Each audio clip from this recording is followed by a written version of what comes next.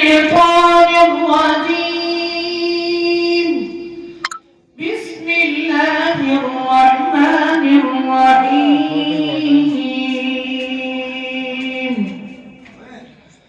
إن هذا القرآن يهدي للتي هي أقوم ويبشر المؤمنين الذين يعملون الصالحات أن لهم أجرا كبيرا وأن الذين لا يؤمنون بالآخرة أعتدنا لهم عذابا أليما. ويدعو الإنسان بالشر دعاءه بالخير وكان الإنسان عجولا. وجعلنا الليل والنهار آيتين فمحونا آية الليل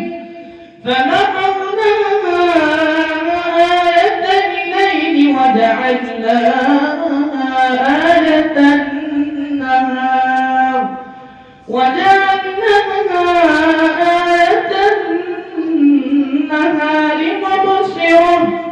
مبصرة لتبتغوا فضلا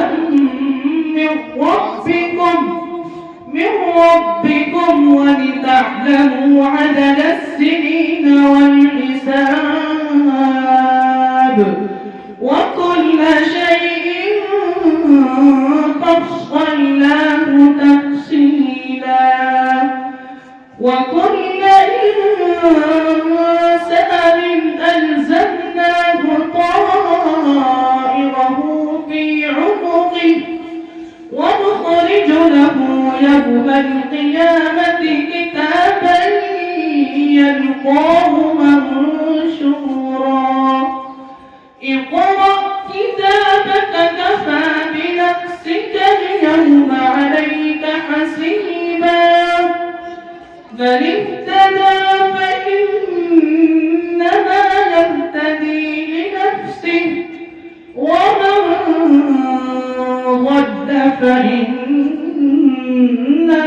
يضل عليها ولا تزر وازرة وزر أخرى وما كنا معذبين حتى نبعث رسولا. صدق